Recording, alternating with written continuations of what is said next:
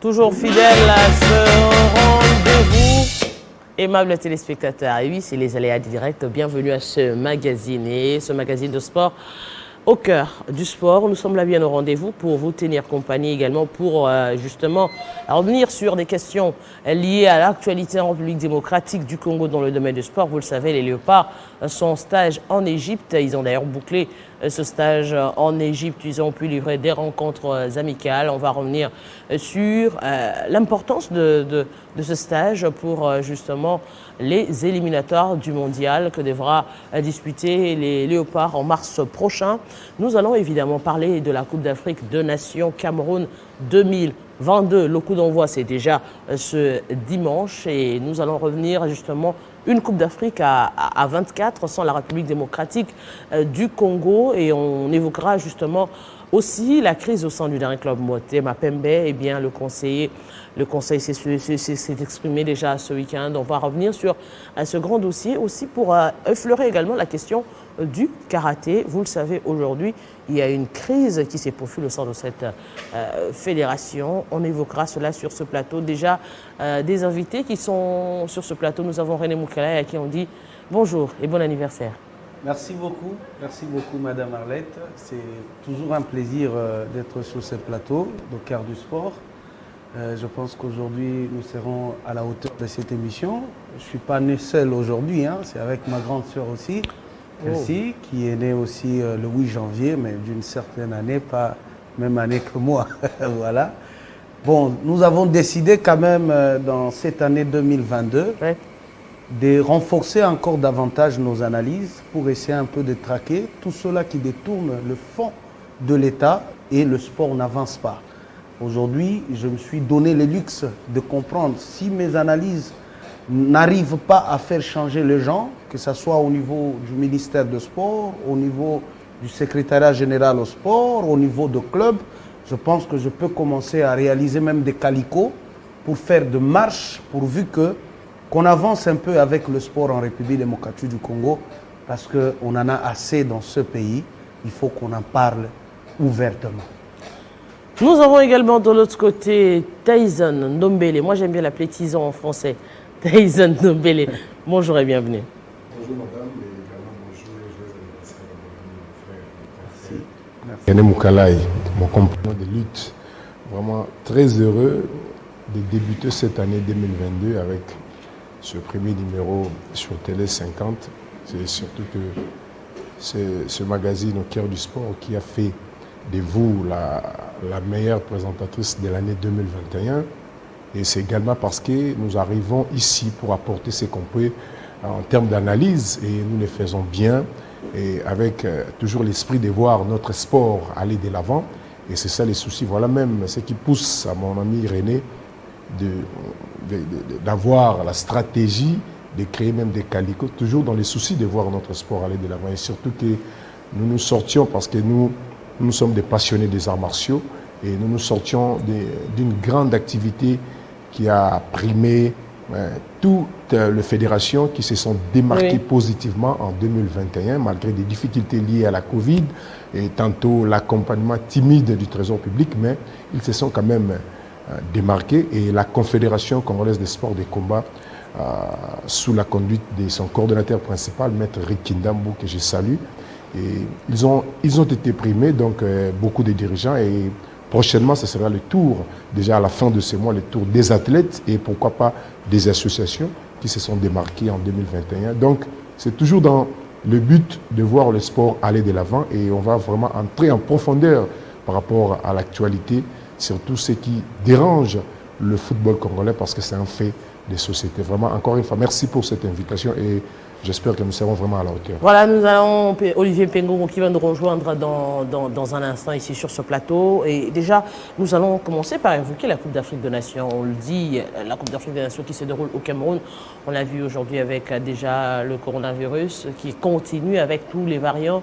On se dit également une Coupe d'Afrique à 24 où la RDC ne prend pas part. La RDC qui est comptée parmi les grandes nations de football en Afrique aussi. On parle de foi en tant qu'outsider parce qu'on voilà, donc on ne sait jamais comment elle va réagir au cours d'une Coupe d'Afrique de Nations. Je pense que pour une Coupe d'Afrique à 24 nations, c'est une belle expérience pour le pays de Samuel Eto'o, qui a été aussi élu comme le président de la fédération de football au niveau du Cameroun. Et je pense qu'il a beaucoup milité pour essayer un peu de refuser les injonctions souvent de la FIFA dans sa fédération. Je pense que c'est quelqu'un qu'il faudra vraiment encourager et tous les Africains doivent être derrière cette Coupe d'Afrique pour que ça soit une réussite totale. Vous savez, pour nous les Africains, une Coupe d'Afrique, c'est une fête où nous allons vraiment célébrer et ça réunit presque tout le monde, le sport. Mais c'est vraiment une pilule amère, difficile à avaler, l'absence de la République démocratique du Congo. Parce que lorsque nous regardons l'histoire vraiment du football au niveau de l'Afrique, on ne pouvait pas quand même rater cette phase finale. Première expérience pour 24 nations. Et je pense que pour moi, je ne suis pas étonné. Moi, j'ai horreur de voir que la République démocratique du Congo participe dans des compétitions sans objectif pour faire seulement de la figuration. Je pense qu'aujourd'hui, nous sommes arrivés à un moment où, lorsqu'on ne participe pas à une phase finale comme la Coupe d'Afrique qui se joue demain au Cameroun, ça doit être une matière à réflexion au niveau de la fédération et au niveau du sport en République démocratique du Congo pour qu'on sache est-ce qu'aujourd'hui on peut aussi avoir des ambitions, surtout au niveau de la Fédération congolaise de football. Qu'est-ce que nous cherchons pour le football congolais? Est-ce que nous devons toujours commencer à aller jouer une Coupe d'Afrique et rentrer parce que nous avons présenté de talents que nous avons en République démocratique du Congo comme si nous étions aussi le Brésil? Mais je pense qu'aujourd'hui, il faut maintenant que la République démocratique du Congo, quand il faut jouer une Coupe d'Afrique, il faut se dire dans nos têtes que nous allons soit pour gagner, nous allons soit pour jouer une finale, mais pas pour aller faire de la figuration, qu'on soit éliminé en phase de poule. Et ça n'honore pas cette République qui a présenté plusieurs joueurs au niveau de l'Afrique qui ont honoré quand même la République démocratique du Congo. Nous avons rivalisé aussi aux Camerounais, je crois aux Ivoiriens, mais aujourd'hui, ils nous ont dépassés en tout et pour tout. Pourquoi? Parce qu'ils ont pris un peu du sérieux pour s'organiser. Et aujourd'hui, le Cameroun pourra aussi abriter cette Coupe d'Afrique à 24 nations. On salue également Olivier Pengon qui nous a rejoint ici sur ce plateau. Bonjour. Bonjour Arlette, bonjour aux fidèles téléspectateurs de ces magazines. Voilà, donc on va vous accorder la parole tout à l'heure, Tyson Ndombele. Alors, si on doit parler de la RDC justement, en ce qui concerne cette Coupe d'Afrique des Nations, je dirais, c'est une perte quand même, parce qu'on se dit, pour jouer le mondial, ça aurait été une très bonne chose de passer par cette Coupe d'Afrique des Nations, quand même, nous qui visons la participation à une coupe du Monde. Bon, c'est une perte dans le sens où le peuple congolais était devenu très passionné. Nous sommes passionnés de football et on était habitués à voir notre équipe nationale être toujours présente aux différentes éditions de la CAN. Et déjà, parmi toutes les éditions organisées, on n'a pas aussi pris part à toutes les éditions. Il y a eu aussi des éditions où nous ne sommes pas partis. Il y a aussi des éditions où nous sommes partis comme des figurants simples. Il y a eu des éditions où nous avons quitté le championnat rien qu'au premier tour. Donc il y a eu des choses qui se sont passées dans différentes organisations des éditions de la CAN. Mais pour celles qui s'organisent au Cameroun déjà à partir de demain, dimanche, moi je pense que c'est une perte parce que nous visons cette fois-ci, nous visons vraiment signer notre deuxième participation à la grande fête mondiale de football, Qatar 2022, et ça pourrait aussi servir vraiment d'un très beau cadre de préparation, surtout que nous sommes en train de tâtonner, et nous ne sommes pas à la CAN. Qu'est-ce que nous devons faire? Il faut donner la possibilité à Hector Cooper de voir aussi de valeurs locales et qu'est-ce qu'il faut faire concrètement. Être en Égypte, il fallait que Hector Cooper soit logé ici.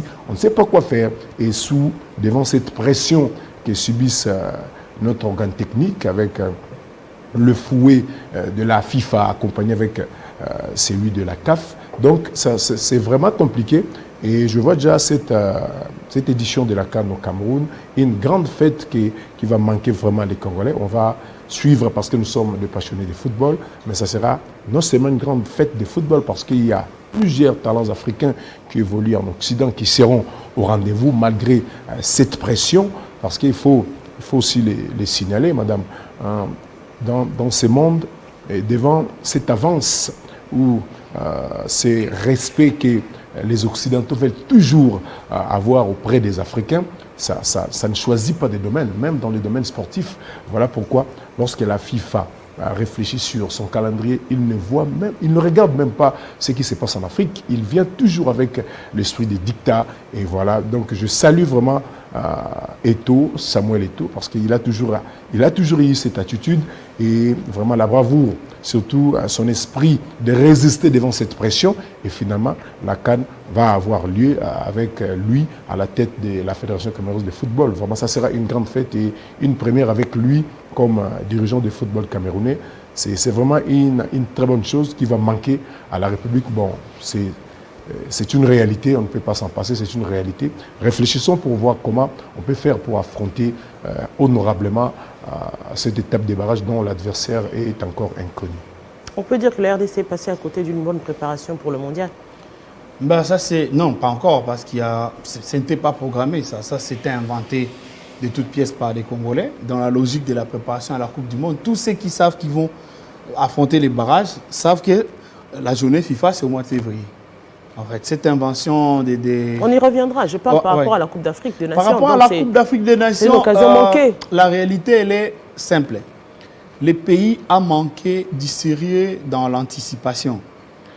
Quand Ibenge part à sa dernière CAN, Omar il sort de chez lui à la maison, il apprend à l'opinion que s'il échoue, on les chasse. C'est facile, c'est bien de prévenir un entraîneur qui va partir. Mais qu'est-ce que le pays avait pris comme disposition pour une certaine continuité ou faire mieux? C'est le diplôme de Tsengi qui a fait croire à Omar que c'était suffisant. Alors que dans les domaines des entraîneurs, vous avez des entraîneurs comme des Zidane qui vous sortent nulle part, pas dans des grandes académies de foot, mais avec une certaine technicité et une logique dans la pratique du foot. Viens, il te prend 3 Ligues des Champions d'affilée, dépassant tous les maîtres qui ont existé, qui ont enseigné même le football dans les universités de foot. Donc, c'est ces aspects-là que Omari et la Fédération congolaise n'avaient pas pris en compte. Ils ont vilipendé les ministres Nyang'o à l'époque qui voulaient qu'il y ait un contrat d'objectifs déjà avec un entraîneur pour savoir pourquoi on l'engage et quels sont les objectifs, pour qu'on sache finalement à la fin pourquoi on va les virer pour les remplacer par X ou Y. Et le pays a raté cet aspect des choses. Omar est sorti en patron, a raconté ce qu'il avait raconté, mais au fond, il n'y a pas eu un travail de suivi. Conséquence, on remet à Tsengi une patate très très chaude. En tout cas, Tsengi a été, on va dire, humilié pratiquement, parce qu'il n'a pas réussi à obtenir cette qualification qu'Ibenge obtenait presque facilement pour une CAN. Ça semblait facile parce que c'était régulier. Mais après, il échoue dans une demi-finale, il échoue en quart, il quitte la compétition au premier tour. Le pays n'a pas tiré des leçons de ses échecs. Comme conséquence, l'étape qui devait suivre, c'est qu'on ne devait pas être à la CAN qui devait suivre. Vous avez 3 CAN, demi-finale, quart de finale, premier tour. Donc, c'était une régression. Voilà. Et on n'a pas saisi. Le pays n'a pas du tout compris. La crainte maintenant, c'est aussi de voir qu'on risque de faire les 180 minutes en essai-erreur si on ne s'y prend pas maintenant pour savoir qui jouer, quel plan mettre en place, parce qu'on aura certainement un top 5. Et dans ces top 5-là, il faudrait qu'on soit à la hauteur de ces matchs. Malheureusement, chez nous, on prend trop de temps à réfléchir plus argent, plus image, plutôt que réfléchir plan de jeu, parce que rarement, comme dit régulièrement Eddy Kankou, la direction technique n'est pas associée dans le projet, et donc on ne sait pas faire une étude vraiment minutieuse pour évaluer. On n'est pas à la CAN, il n'y a pas eu de cri d'alarme, on a l'impression que c'était normal, alors que ce n'est pas normal que l'on passe d'une CAN de 16 à 24 et que la RDC ne se retrouve pas. C'est-à-dire la moitié du continent presque se retrouve au Cameroun et le Congo est à la maison. Alors qu'on se retrouvait régulièrement à 16. Régulièrement à 16. Quand on augmente le nombre, nous on quitte. C'est-à-dire que le Congo se retrouve à la 25e place du continent. Mais il y avait des signaux. Voilà. Durant 3 éditions de CAN, on a commencé en demi-finale, quart de finale, il y avait des signaux. Voilà. Et donc on n'a pas tiré des leçons. Conséquence, aujourd'hui, on est à la maison et on a l'impression que c'est normal. Non. Le Congo doit refuser cette position. On se contente de dire que, bon, on se prépare pour le mondial. Ben ouais, parce que là, Cooper, vraiment, laborieusement, on va dire, les 2 derniers matchs, par sursaut d'orgueil, par crainte de l'humiliation, on essaye de s'en sortir encore devant des nations de seconde zone. Et on vit avec un nouveau slogan, Ben, voilà. le mondial. Le mondial, oui, ça peut peut-être essayer de laver la front, mais ce n'est pas assez. Ce mondial, avec cette composition, mettez l'Argentine, mettez l'Allemagne, mettez la France dans les mêmes groupes, c'est une dizaine encore de mallettes de but qui risquent de nous ramener dans les années 74. On veut bien aller à la Coupe du Monde, mais que l'on y travaille. Pour la qualification, mais aussi pour l'organisation. Et à la CAN, je crois qu'il faudrait que tous, maintenant, que l'on rappelle à ceux qui gèrent notre football que c'est un scandale. C'est un scandale que le Congo ne soit pas à une Coupe du Monde.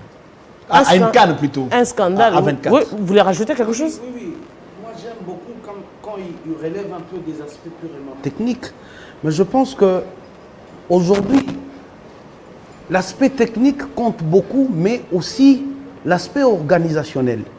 Parce qu'on ignore un peu cet aspect-là. Parce que ici, quand on parle de l'aspect organisationnel, on pense qu'on est en train de citer uniquement des chiffres de montants qui sont au niveau du gouvernement. Mais on a assisté à des escroqueries médiatiques ici, où le ministre des Sports a convoqué la fédération, aussi le coach, où on devait loger les coachs au niveau du pays pour que le coach fasse quand même ses suivis de ce championnat de la République démocratique du Congo pour détecter quand même de talent.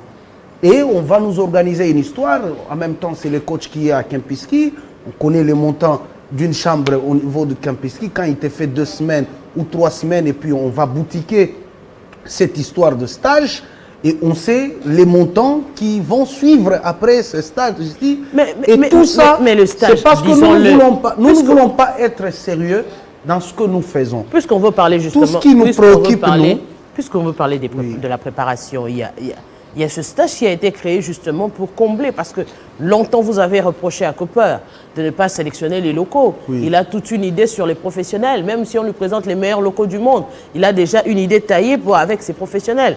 Et on a organisé ce stage pour justement permettre, pendant qu'il y a la CAN, pendant qu'il y a certains clubs qui se préparent pour la Coupe d'Afrique des Nations, permettre à la RDC aussi de se préparer et à Cooper de voir les Madame Arlette, dites-moi ce que ce stage peut apporter dans les chefs de joueurs, contrairement au championnat national.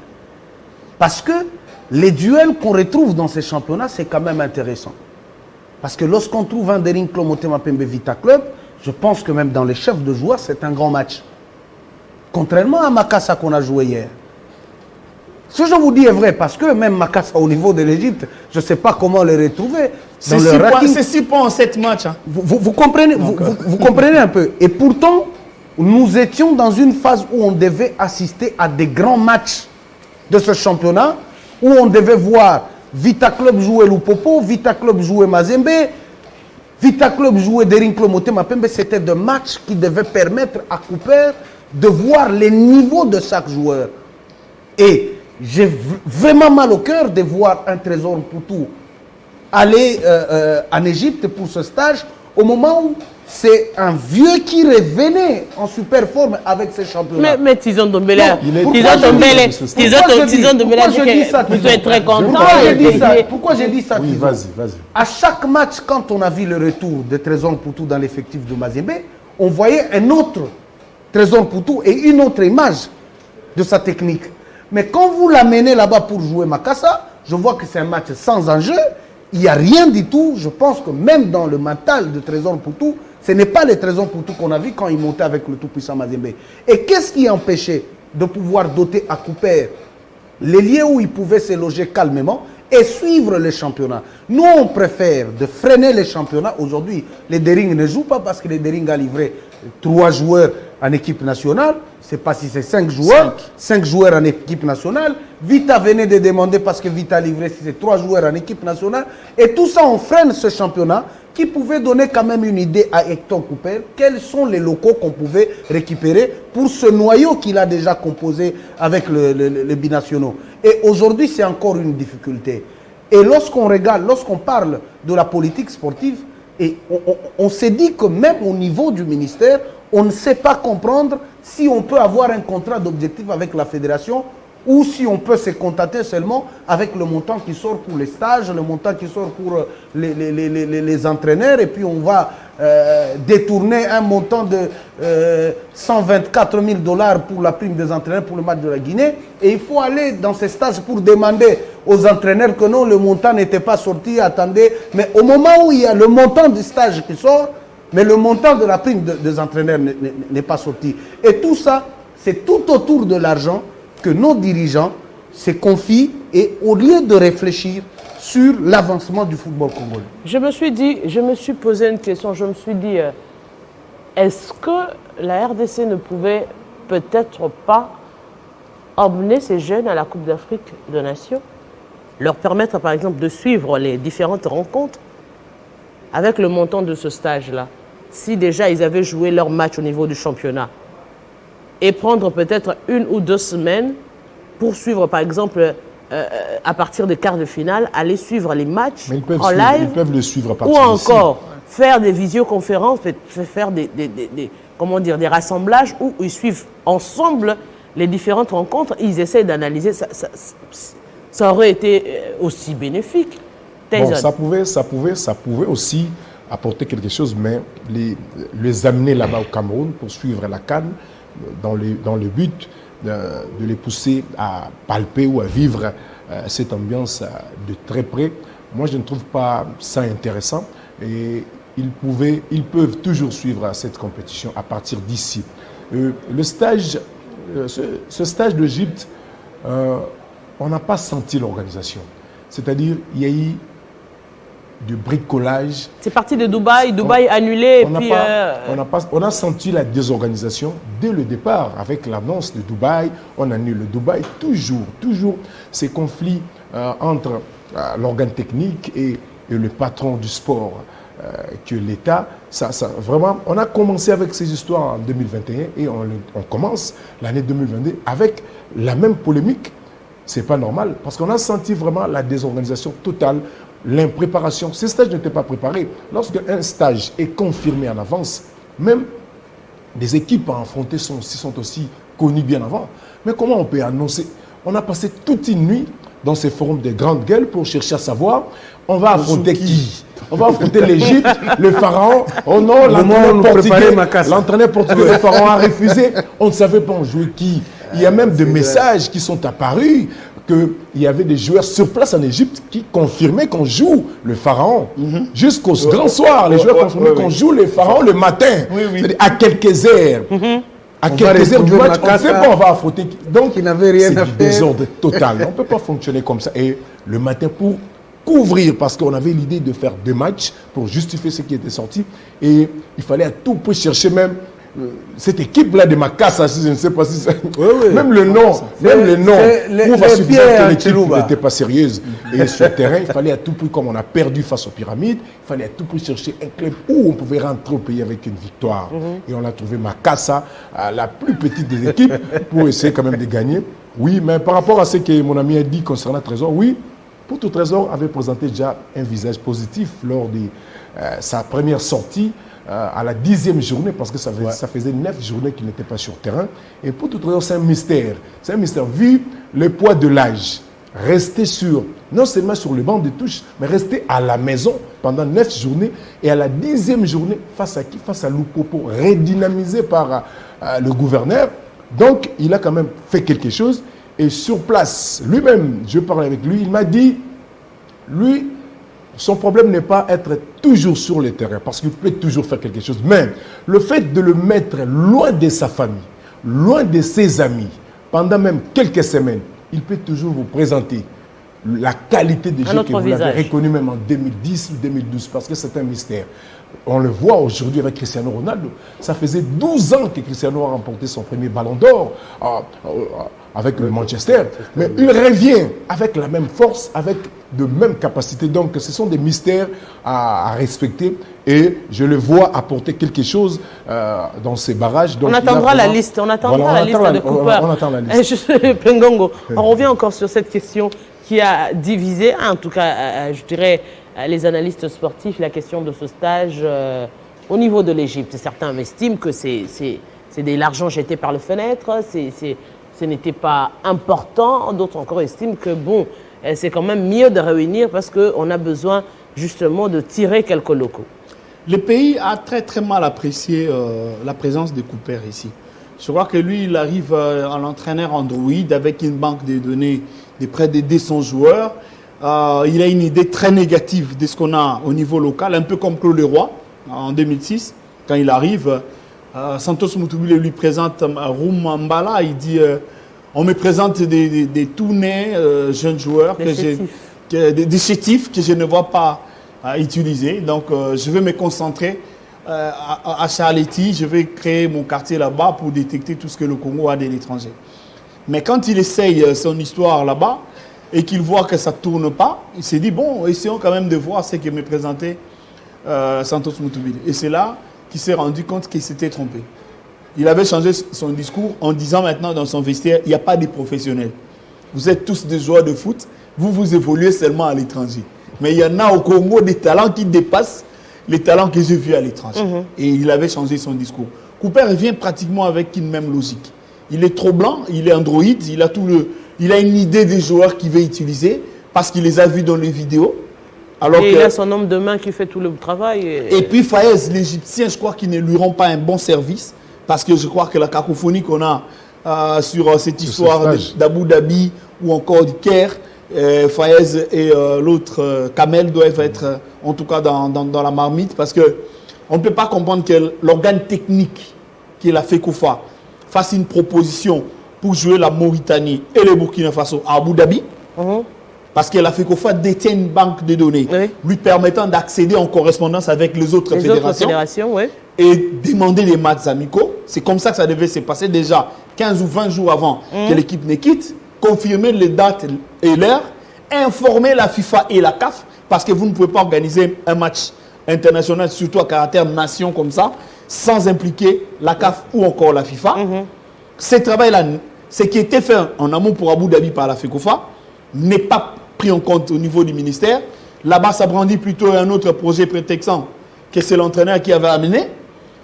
Alors, à quel jeu a joué Cooper dans cette histoire? Je crois qu'il n'a pas été correct. Mais finalement, parce que c'est qui décide? Il vient en entraîneur. C'est ça la question. C'est lui qui a choisi Cooper. Ce n'est pas les ministères. C'est une banque de données qu'on avait retrouvée au niveau de la fédération. Cooper n'avait qu'à se plier à ce que propose la fédération sur ces aspects. Après, arrivé sur le terrain, il devait apprécier. Maintenant qu'il n'a pas respecté ce qui était préparé à la fédération, puisqu'ils ont opté pour ce qui était, on va dire, bidouillé, parce qu'on ne peut pas dire que c'est préparé pour les Caire. Je ne sais pas par quelle porte ils ont essayé de contacter l'Égypte, mais je crois que Cooper était la meilleure des personnes en personne à contacter les pharaons. On aurait pu jouer l'Égypte les 5. Ce 5 janvier, ça ne dérangeait pas parce que l'Égypte partait les 7. Et donc, à 48 heures de déplacement, l'Égypte pouvait bien s'aligner. On essaye le forcing de demander aux Égyptiens, comme vous partez à 14h, donnez-nous un match à 10h. Attendez, logistiquement, on a déjà vu un club qui veut voyager à 14h, à 10h, aller faire un match. Comment ça? Comment on va préparer les voyages? C'est vraiment du n'importe quoi de la manière dont on a essayé de programmer les matchs en Égypte. Par contre, le travail qui était en amont fait au niveau de la Fédé pour Abu Dhabi, c'est à la limite, si on voulait bien se retrouver, c'est par là qu'il fallait partir. Parce qu'il y avait une idée, il y avait des nations qui étaient contactées. Il y a également les dates FIFA. Évidemment. Comme on voulait trouver un endroit, permettre à Cooper de regarder ce qu'on a au niveau localement, il faut le faire dans le respect des règles de l'art. Quand vous parlez, vous utilisez trop de... Quand vous dites trouver un endroit... Clairement. Vous avez un tableau au niveau de la fédération qui pouvait permettre un très bon stage de léopard, entre guillemets, par exemple. Mais maintenant, il faut dire que on a mal conseillé le ministre des Sports en lui disant que l'équipe nationale l'appartient. Oui, on dit l'équipe nationale de la République démocratique du Congo. Mais il y a l'organe technique qui vous aide à pouvoir bien faire ce travail par convention. Mais quand on veut s'imposer, parce que c'est l'équipe nationale qui appartient à la République démocratique du Congo, mais vous n'êtes pas des techniciens. Parce que les aspects techniques doivent rester. Tu as totalement raison. Au niveau Le de la ministre de la fédération, même le go Mais passe les- à j'ai dit- l'aéroport. à l'aéroport. Ça prouve qu'il y a eu- il y a eu un Olivier problème. Pengongo, Oui. j'aimerais quand même comprendre un tout petit peu. Quand vous dites que les léopards, parce qu'on voit le ministre le ministère, on va Oui, parler voilà. du ministère, on voit que c'est le ministère qui a coordonné pratiquement ce stage, même en termes de visibilité. C'est le ministère qui Au s'est niveau chargé de GoPass. de Le la ministre appelle de communication, GoPass. Oui. contrairement à ce qu'on est habitué, c'est-à-dire la fédération qui nous donne les informations sur ce qui se fait sur place. C'est plutôt le ministère qui s'est chargé de cela. Alors, c'est un stage du ministère ou un stage de la fédération, parce qu'il faudrait être fixé. Parce que je n'aimerais pas qu'en même temps, lorsqu'il s'agit des résultats, vous condamnez la fédération, mais lorsqu'il s'agit de l'organisation, c'est quelqu'un d'autre qui organise, puisque c'est le ministère qui a organisé ce stage, contrairement à ce que la fédération avait proposé en amont. À qui on devrait demander de compte maintenant si ça ne marche pas? Parce que déjà, il y avait la possibilité de suivre les joueurs ici sur place à Kinshasa avec le championnat. Ça, c'est la première proposition. La deuxième proposition, c'est que c'était aussi possible de suivre ces athlètes avec le stage de Dubaï, comme l'avait prévu la fédération, avec les équipes nationales d'autres nations. Et en lieu et place, on a eu ce stage d'Égypte avec les locaux, où même, on a vu à la première séance, ce n'est pas Cooper qui a coaché, qui a coordonné, c'était plutôt Daouda Pembe. Oui. C'était Et ça la Cooper logique. dans- Cooper était superviseur Ouais. et laissait Daouda coacher les matchs. Mais non, le pourquoi ne pas le faire ici plus sur grand place? mais le plus grand problème, c'est quoi? Aujourd'hui, nous sommes en train de parler de ce stage où on a vu le bras de fer entre la fédération, qui est l'organe technique, et le ministère des Sports. Ok, le ministère a tout coordonné. Je pense que le ministère pourra tirer de conséquences de ce stage aujourd'hui, parce que les propositions de la Fédération congolaise de football n'ont pas été prises en compte Exact. au niveau du ministère. Ouais. Ça, il faut qu'on s'assume. Et maintenant, il y aura un autre problème avant de jouer ces matchs, parce que ce match ne se jouera plus au stade de Martyr, parce que les délais qu'on nous a accordés par la FIFA, afin qu'on remette quand même ces stades dans les standards internationaux, nous, on ne l'a pas fait.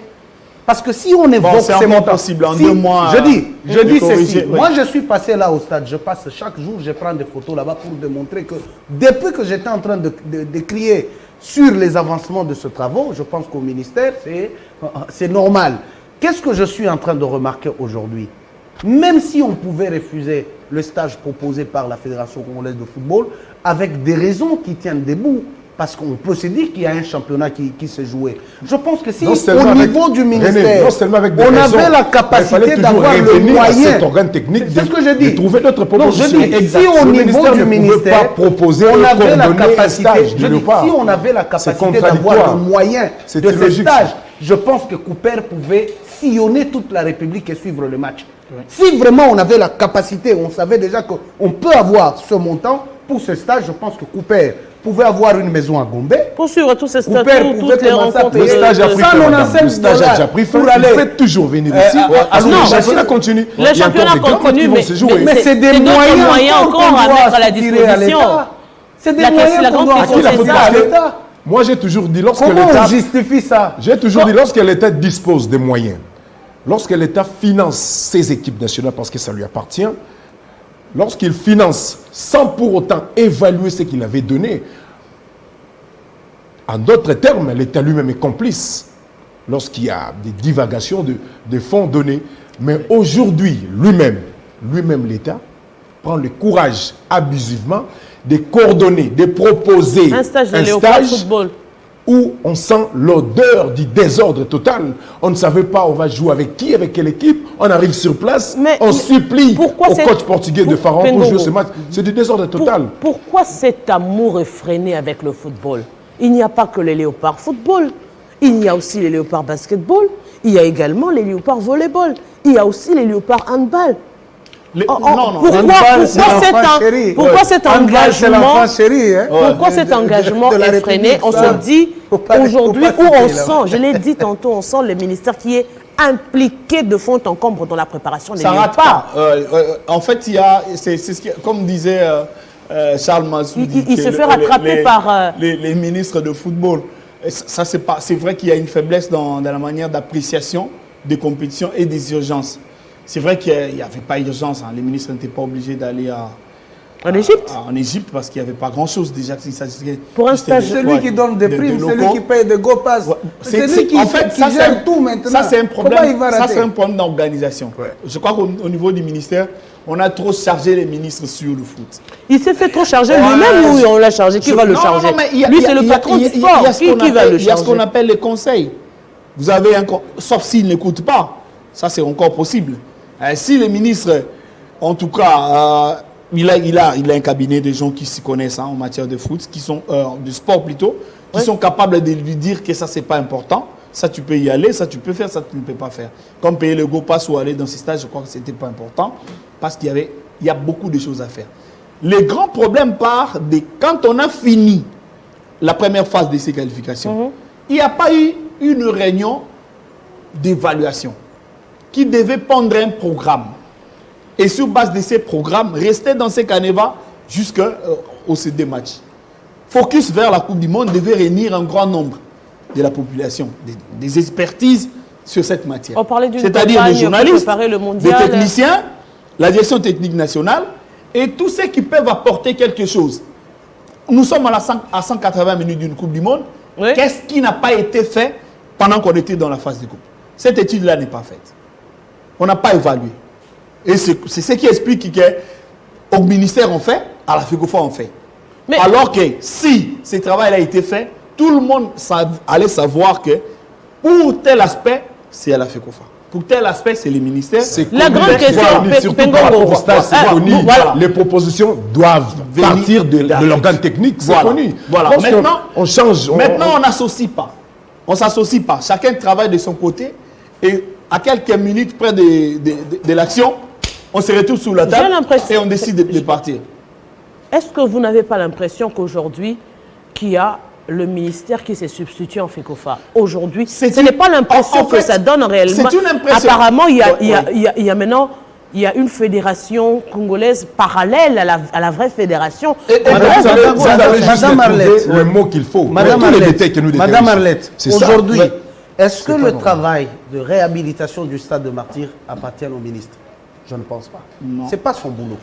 Ouais, mais ça ne date pas de lui. Mais c'est ce que je dis. Ouais. Mauvaise d'habitude. C'est une jurisprudence. Il y a de ceux qui l'ont fait avant lui. Voilà. Et lui, il continue. Nous devons avancer. Effectivement. Et aujourd'hui, est-ce qu'il faut que le ministre arrive avec la prime de joueurs et lui-même commence à donner à celui-ci autant? C'est des mauvaises habitudes depuis 1998. Et pourtant, toi, tu as un contrat d'objectif avec la fédération. Tu sais le montant que tu peux utiliser pour de primes. Et aujourd'hui, lorsque je suis en train de relever ici que même les coachs pour le match de la Guinée, le coach n'ont pas reçu les 124 000 $ de la prime que le ministre devait. C'est maintenant en Égypte là que le ministre va aller dire au coach que non, ces montants n'étaient pas sortis. Et tous ces autres, c'est pourquoi. Pour le stade de Martyrs, regardez les bilans aujourd'hui parce que le ministère a récupéré la gestion et de l'argent et de l'organe technique. C'est 2 500 000 $ pour la réhabilitation du stade de Martyrs. On connaît les niveaux du stade de Martyrs. C'est ça qui ne permet à partir. Ce n'est qu'une première partie. Le décaissement n'a pas total. Même si ce n'est pas total. Ouais. Mais admettons, si on veut poser maintenant les aspects techniques, il y a eu appel d'offres? Non. Et s'il n'y a pas eu appel d'offres, c'est qu'on sait que la société n'a pas le montant pour le 30%. Restons dans la thématique, cher ami. Lorsqu'on reste dans la thématique, je sais que ça vous fait très mal lorsqu'on parle de ce qui ne va pas. Aujourd'hui, ce que nous devons dire aujourd'hui, c'est quoi? C'est que le ministère doit rester à sa place comme ministère et la fédération doit jouer aussi son rôle de l'organe technique. Mais est-ce que la fédération se sent un tout petit peu dépouillée, donc vous ne sentez pas? Parce qu'aujourd'hui, avec tout ce qu'il y a eu au niveau, avec la Confédération africaine de football, avec la FIFA qui s'est exprimée, la FECOFA a été affaiblie. Effectivement, madame. En fait, le départ de Omari permet maintenant à tout le monde de mettre sa main sur l'organisation de la FECOFA. Ça, c'est dangereux. Parce qu'en réalité, aussi, je ne sais pas moi, manquant totalement l'expertise ou le marketing, mais l'aspect technique de la gestion du foot s'y retrouve à la FECOFA, vouloir ou pas. Et donc, à un moment donné, ceux qui pensent qu'ils peuvent s'y mixer jusqu'à tout récupérer se trompent énormément. La preuve, elle est là. De ces stages, les pays doivent apprendre surtout au niveau de l'État, qu'il existe une structure technique qui accompagne les organisations. Et tout laisser là-bas pour que la FECOFA endosse les responsabilités en cas de problème. Aujourd'hui, nous sommes tous convaincus que les stages du Caire, c'est pas la FECOFA. FECOFA, mais propre, très propre même. Alors, et c'est ce qu'il faut qu'on évite.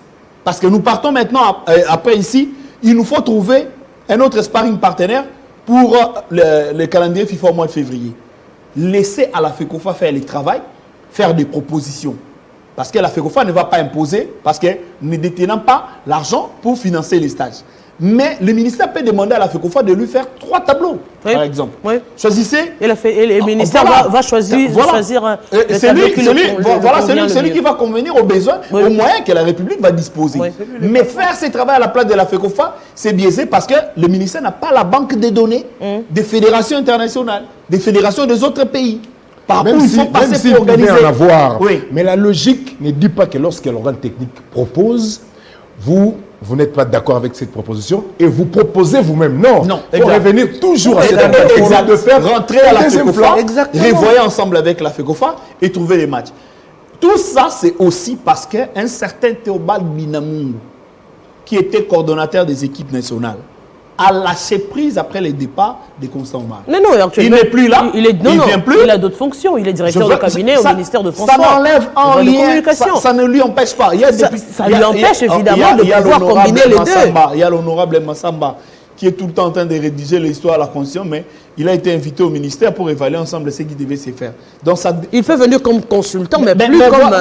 mais en coordination, pendant plus de 10 ans, c'est-à-dire qu'il a une banque de données. Exactement. Il a organisé plusieurs matchs. Il connaît plusieurs présidents de fédérations. Oui. C'est-à-dire qu'il appelait seulement pour dire, messieurs, il nous faut consulter. Voilà, un match dans 10 jours. Nous souhaitons tel pays. Vous pouvez les joindre, il les appelle. Et il vous fait le travail. Parce qu'on n'a pas voulu de la part du secrétaire général adjoint. C'est ça le vrai problème aussi. Il faut qu'on puisse dire la vérité. Le secrétaire général adjoint de la fédération qui assumait informellement les fonctions du coordonnateur des équipes nationales n'est pas apprécié, je ne sais pas, à tort ou à raison, mais au lieu de laisser à la FECOFA faire les travaux en question, ces travaux-là se retrouvent maintenant dans le bureau du ministère, ce qui nous amène dans tout ce qu'on connaît. Alors qu'à son absence, on pouvait appeler d'autres personnes. Les regrets, c'est aussi quand Omar est parti, je pense qu'il y a des gens qui devaient normalement intervenir, dont l'élu des Mazembe dans cette fédération, le 6e vice-président Adolphe, qui lui aussi, dans le statut de la FECOFA, ça lui revient de plein droit à la coordination des équipes nationales. Ce type de personnes pouvaient aussi venir apporter de l'air. Et le vide qu'ils ont lâché, comme la nature a horreur du vide, le ministère a créé carrément, on va dire, un cabinet, on va dire une structure parallèle au fonctionnement de la fédération pour commencer à faire les travaux. Et donc, c'est plutôt à l'intérimaire. Il n'y a pas que la fédération de football, il y en a autant. Il faut savoir que le foot, chez nous, ce n'est pas un sport, c'est un phénomène de société. C'est tout. Les pays ont connu son indépendance par le foot. Ouais. C'est-à-dire que quand on en a ras-le-bol dans le foot, ça peut déranger partout. Oui. Même le président de la République peut partir. Oui. Un matin, si on sent que ça ne va pas, en tout cas, on est trop humilié. Puisque c'est comme ça dans le cœur de la population, je pense que même au niveau du sommet de la République, on a vu le président de la République dans des matchs. Il y a des jeunes gens, d'ailleurs, après les derniers matchs de l'OPA, en rentrant à la maison, il y a des jeunes gens qui nous ont dit bon, il y a eu un pénalty de Fatih, c'est-à-dire que la République, à un moment, le peuple a cru même que le président de la République a joué ces matchs-là. Exactement. Et voilà. Et pourquoi Fatih n'a joué que pour ces pénaltys? Pourquoi aujourd'hui, il n'a pas fait comme les Robert Gueye en Côte d'Ivoire? Tout ce qui change en Côte d'Ivoire part du président de la République. Un matin, il est humilié en regardant un match des éléphants, il appelle tout le monde. Il dit, écoutez, vous partez là-bas en mission de service public comme des militaires. Les Drogba ont fait une formation militaire de 5 jours pour apprendre comment respecter les pays. Je crois comment respecter le drapeau. Les drapeaux plutôt. On venait de voir les images de la Guinée. Respecter les drapeaux, c'est ça. Mais voilà, on vient de voir récemment ce qui vient de se passer en Guinée. Et je crois que c'est facile que le président de la République pense qu'en mettant les moyens, ça suffit. Les moyens, ça ne suffit pas. Il faut un regard. Ouais. Il faut bien regarder. Il faut revenir de temps à autre et s'assurer du suivi de ce dont on a financé. Le bien regarder, là, c'est ce qui emmène l'histoire, là, sur l'opération conseiller, machin, tout ça. C'est là aussi le bien regarder. Quand tout le monde maintenant veut bien regarder, le problème, c'est que chacun vient avec son regard. Fatigue, à chaque fois quand le président arrive au stade et le Léopard gagne, il est content. Il faut qu'on explique au président comment on arrive à cette victoire. L'exploitation de cette image, vous comprenez, parce qu'il y a toute une organisation que nous devons suivre à la loupe. Mais voilà. Il ne faut pas qu'on néglige l'organisation. La présidence a arraché à la FECOFA l'organisation du dernier match. Les badges obtenus de la FECOFA par la présidence. Par la présidence. Même la presse. Imaginez. Inconcevable. Et c'est-à-dire, moi j'ai cru en ce moment que, alors désormais, tout ce qui est lié à l'équipe nationale aurait un regard et un accompagnement. Parce qu'on a été checké au stade. Comme si on n'a jamais connu le stade. Nous qui sommes des réguliers depuis 20 ans, on nous apprend qu'on ne vous connaît pas. Présentez-vous. Faites-vous identifier. On a suivi ça. À un moment, je me suis dit, bon, est-ce que c'était important? Après, je me suis dit, bon, s'ils ont estimé que c'était nécessaire pour que les choses reviennent dans l'ordre, parfait. Mais ça s'est arrêté là. Parce qu'après, maintenant, on voit tous ces brouillons. Mais on va encore peut-être le voir surgir le jour du prochain match qu'on aura au mois de mars. Qu'ils arrêtent ça. Il faut qu'on regarde aussi. On attend ce match-là. Mais on peut avoir, je pense, le Maroc, on peut avoir le Sénégal. Regardez maintenant les niveaux du football marocain, les niveaux du football sénégalais. Que c'est pour cette organisation-là. Il faut qu'on réfléchisse maintenant ce que nous pouvons faire. Parce que si on tombe devant le Sénégal, c'est qu'on aura affaire à un Mané là-bas. Donc il faut qu'on se prépare en conséquence. Je pense que des petites choses que nous... Quelqu'un m'a dit hier, vous remettez pour tout. Contre le Sénégal, il a Idrissa Gana Gueye. Dites-moi, trouvez la formule pour sortir tout. C'est un mystère. Il aura un mystère. Il aura en face de lui Idrissa Gana Gueye. Et donc c'est maintenant qu'il fallait que l'on ait déjà ces tableaux-là, des possibilités. Puisque c'est à 5, nous commençons à travailler pour toute éventualité. Qui on aura devant nous?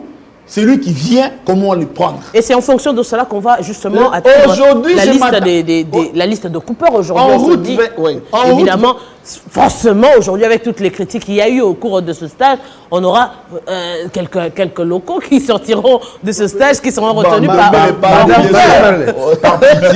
pitié, ou soit pour donner pour justifier ce stage. Quand même de l'importance à ce stage. Il faut quand même tirer même deux ou trois locaux, même s'ils ne vont pas jouer. Mais le Trésor national pourra toujours apporter quelque chose pour ce 80 minutes de match de barrage. C'est important parce que c'est un mystère. Lorsque je parle de lui, et on a tendance de croire que c'est de l'amitié en excès. En réalité, sur le terrain, il est capable de l'éprouver parce que malgré le poids de l'âge, on le voit avec, sous d'autres chiens, avec beaucoup d'expérience. Son expérience, non seulement sur le terrain, mais en termes de discours au vestiaire, est toujours important parce que même sur le terrain, il peut y avoir star, des moments comme ça où il peut... beaucoup de jeunes. Donc, moi, je pense que pour un Léopard, on va dire en manque de maître de jeu ou de discours, parce que il faut qu'on soit vrai, tout ce que Cooper nous a présenté aux éliminatoires, c'était laborieux, et on n'a pas senti quelqu'un qui assumait. Qui peut porter le match. Qui prenait en charge le groupe, qui a incarné le groupe, il n'y a pas. Donc ça, on a fait match par match, des matchs essais-erreurs, mais quelqu'un qui a dominé ses vestiaires pendant la campagne Cooper, jusqu'à présent, il n'est pas là. Est-ce que ce n'est pas peut-être la vision de Cooper, c'est-à-dire plus avoir un collectif que d'avoir... non, même si vous avez les collectifs, des noms qui peuvent vous devez avoir justement porter... Déjà, nous connaissons que les jeux de Cooper n'est pas basé sur un jeu collectif. Ça, on le sait déjà. Parce qu'on ne va pas attendre avec Cooper qu'on ait un jeu très adulé dans un match face au Sénégal. Non. Ça, nous le savons. Mais aujourd'hui, le problème, c'est quoi? Il faut un bon projet pour... C'est un système collectif, non? Il n'y a pas de problème. C'est un système collectif. Je dis ceci. Aujourd'hui, il nous faut un projet dans ce pays pour qu'on se représente valablement en une Coupe d'Afrique ou en Coupe du Monde. Il faut un bon projet. Moi, ce que je ne veux pas, c'est quoi?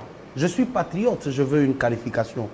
Mais il n'est pas aussi défendu de rêver parce que nous, Congolais, on rêve qu'on peut battre le Sénégal, qu'on peut battre le Maroc aujourd'hui, avec la petite image que nous montrons aujourd'hui. Nous rêvons Parce encore que plus grand. Nous rêvons déjà le mondial. Donc ça veut dire quand on rêve le mondial, on peut battre la France, on peut battre l'Argentine. On ne peut pas avoir une très bonne équipe nationale lorsque nous-mêmes, on est en train de torpiller le championnat national.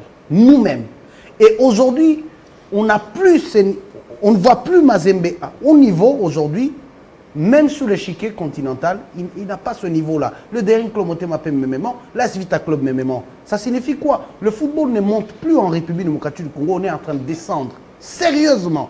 Voilà, il faut des questions un peu sérieuses pour essayer un peu de relever la pente. Si nous avons eu autrefois avec le U20 battre la France dans les Jeux de la francophonie, parce qu'il y avait eu un très bon programme au niveau de la direction technique nationale et des coachs vraiment qui pouvaient quand même apporter un plus. Mais aujourd'hui, à la direction technique nationale, il y a qui encore?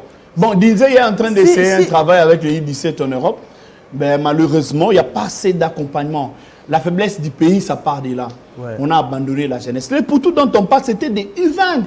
Oui. Ouais. Tu vois, c'était des U20, ça partait déjà. Même les méchants qu'il y a, c'était des Aujourd'hui, U20. Le regard est trop orienté vers le succès. Et le succès à masse part de l'équipe senior, mais nous, on ne prépare plus.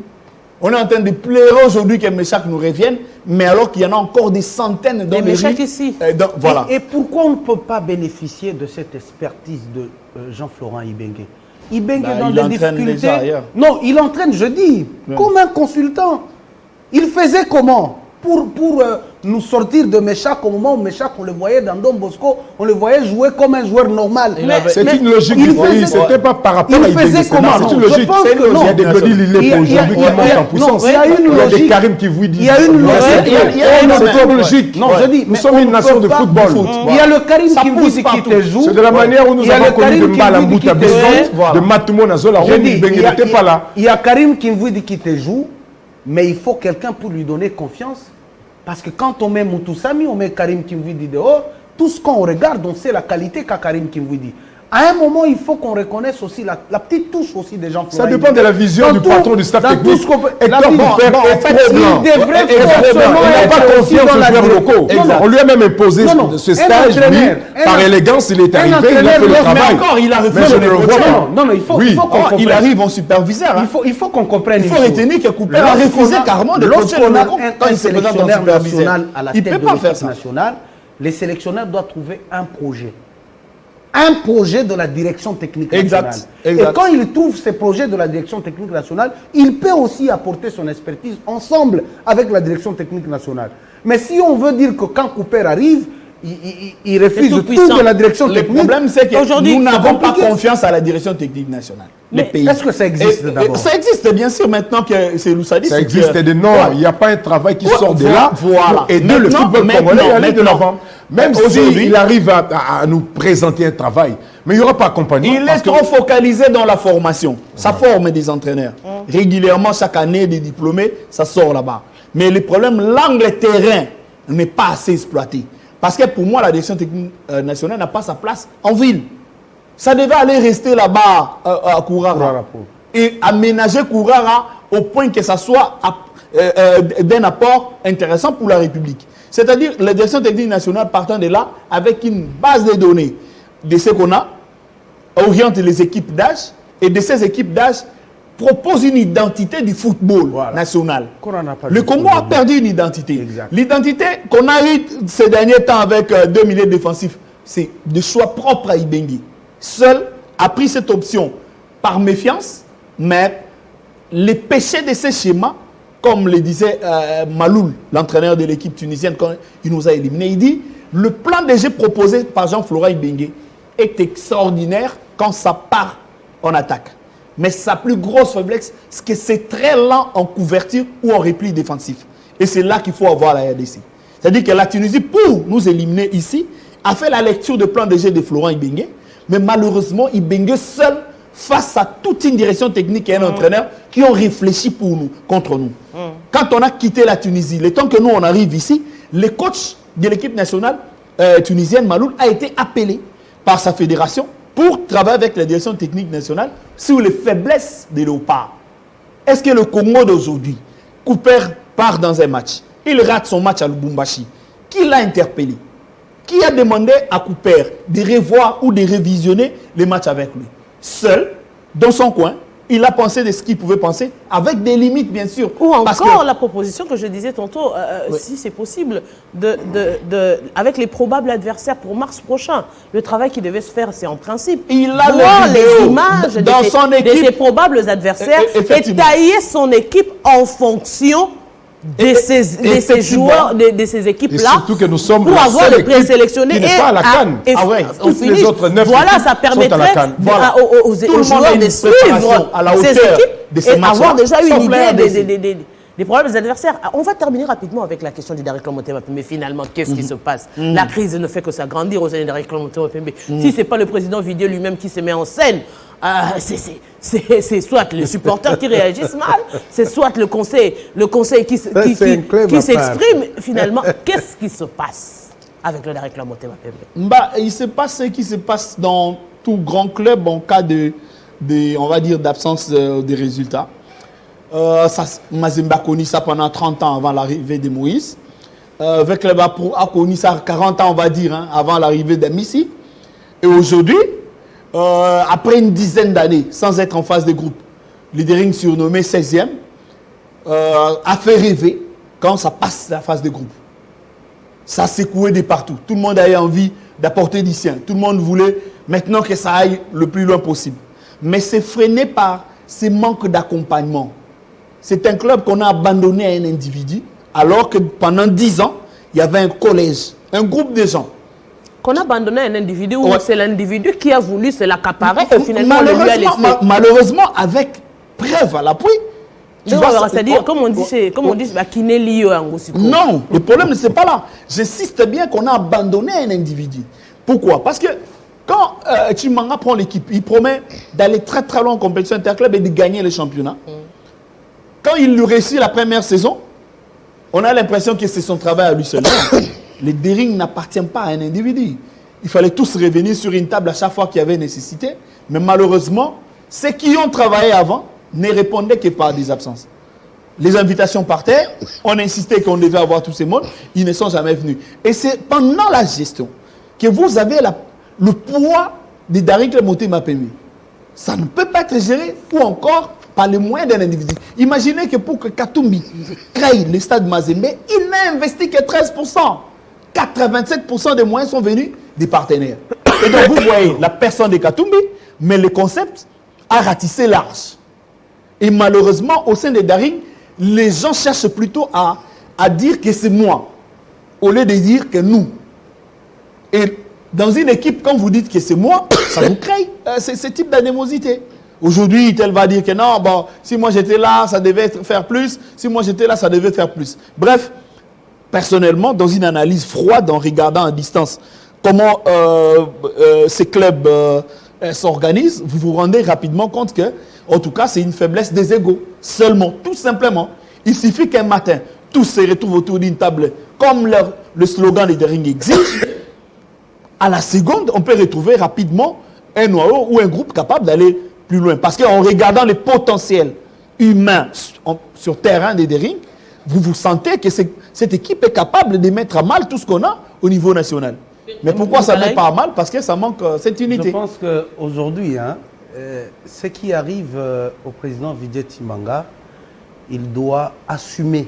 Parce que quand il a pris la tête de ce club, moi je dirais qu'il a cherché à écarter tout celui qui ne voyait pas dans sa philosophie. Et ce qui est vraiment normal. Parce que quand je viens pour diriger un club, j'ai besoin de personnes qui pourront m'accompagner et comprendre la vision que je peux avoir. Malheureusement, il n'avait pas aussi de la vision. Et on nous a fait montrer, c'est comme si c'était vraiment le projet qu'il a amené. Je veux prendre dans 3 ans une Coupe d'Afrique, dans 3 ans je vais prendre la Ligue nationale de football. Et tout le monde a compris ces slogans de prendre tout ça, mais on n'a pas cherché à savoir qu'est-ce qui peut... Mais qu'est-ce qui peut... C'est la troisième déjà, il est en train de partir à la fin. Je dis, mais on n'a pas réfléchi qu'est-ce qui pouvait amener à réaliser tout ça. Parce que lorsqu'on parle d'un budget que le président qu'on peut voter dans une assemblée, mais on sait que ce n'est que de prévision. Mais comment mobiliser les fonds pour réaliser ces budgets et arriver à ce stade? Malheureusement, mais maintenant, il y a un problème. Je vais finir. Mais je dis, le problème aussi, c'est quoi? Le jour où il publie son projet-là, oui, c'est 14 plaintes. Oui. De tous les joueurs des anciens dirigeants qui viennent réclamer leur argent dans l'argent que lui prévoit plutôt pour la mise en place de son projet. Imaginez. Et tout ça, c'est quoi? C'est lorsqu'on a tendance d'hériter comment on dit, lorsqu'on a tendance d'hériter ce que nous voyons que le passif. C'est ça le vrai problème avec le dirigeant quand ils viennent. Maintenant, quel est le rôle du conseil d'administration du Daring-Claude Motema Pembe? Aujourd'hui, le football évolue. Il faut qu'on comprenne une chose. Est-ce que le Daring-Claude Motema Pembe, d'abord, c'est un projet? Parce que si aujourd'hui, on voit que Vijay est en train de partir, et automatiquement, le Daring ne va plus respirer parce qu'il y a un homme qui sortait de son argent dans sa poche pour souvenir aux besoins de Daring-Claude Motema Pembe. Aujourd'hui, même la politique nationale du sport doit nous faire revenir à des clubs qu'on a vus comme Brassicole, comme quoi. Aujourd'hui, il faut qu'on amène à toutes ces sociétés qui ont assez de moyens de pouvoir accompagner des clubs pour épauler de présidents. Nous avons tendance à croire que quand on est politique, on a beaucoup d'argent. Et où sont partis les opérateurs économiques dans ce pays? Et qu'est-ce que la politique sportive nationale nous dote au club aujourd'hui? Vous avez des Tenke Funguru, mais vous avez plusieurs entreprises qui ont beaucoup d'argent, mais on ne sait pas les amener, même les communications, à être comme des béquilles de présidents qui dépensent beaucoup de moyens pour souvenir quand même. Madame, moi je vais juste placer... Un seul mot, s'il vous plaît. On est vraiment arrivé à la fin. Avant, pour bien comprendre ce qui arrive aujourd'hui dans Daring-Claude Motema Pembe, il faut d'abord étudier l'attitude du patron de cette équipe, Vijay Chimanga, son attitude avant qu'il arrive à la commande. Il était là avec quelle attitude? C'était quoi le système utilisé pour qu'il arrive là-bas, pour qu'il rentre aux commandes de cette équipe? Et tout en étant à la tête de cette équipe, c'est quoi encore l'attitude pour que finalement, parce que c'est l'attitude et non l'aptitude qui détermine l'attitude de l'homme. Il faut qu'on retienne ici qu'il a une casquette politique très importante dans notre pays. C'est lui le conseiller du chef de l'État en matière de stratégie. Si aujourd'hui le chef de l'État échoue, on peut aussi remettre en cause ces stratégies. Mais lui également, avec sa deuxième stratégie des fausses démissions, il dépose une lettre. C'est pour la deuxième fois. Où les joueurs... Oui, et puis ça tient rentrer au Japon. Et aujourd'hui, c'est difficile. Je crois que c'est non, mais le conseil est bon. C'est intéressant. On va sérieusement revenir sur la question du Daring-Claude Motema Pembe ici sur ce plateau. Très froidement, ça sera notre tout premier sujet la semaine prochaine. La semaine prochaine d'abord. Le sport des combats oubliés, madame. Voilà, on va évidemment, c'est en cours, on va évoquer aussi cette question aujourd'hui du karaté où il y a déjà les dossiers sont emmenés au niveau de la justice avec la compétition où ça ne va pas, les points de vue ne s'accordent pas avec les membres du comité. On attend justement cela. Grand merci à René Moukalaï. Vous avez été à la base. À Olivier Ngongo. Et à Tyson Dombele. J'ai dit aussi grand merci à Arsène qui désormais fait partie de la grande équipe de chaque samedi avec la prise de vue. Grand merci à toute l'équipe technique de l'autre côté, à la régie. Je vous dis grand merci. En tout cas, on va continuer comme ça dans l'espoir que tout va changer. Nous ne faisons que parler dans l'espoir que tout change. C'est à vous, les décideurs, de changer les lignes et de rectifier même les lignes. Grand merci d'avoir été de notre ce week-end et surtout, très bonne suite de nos programmes. René Moukalaï va arroser, c'est son anniversaire. Au revoir.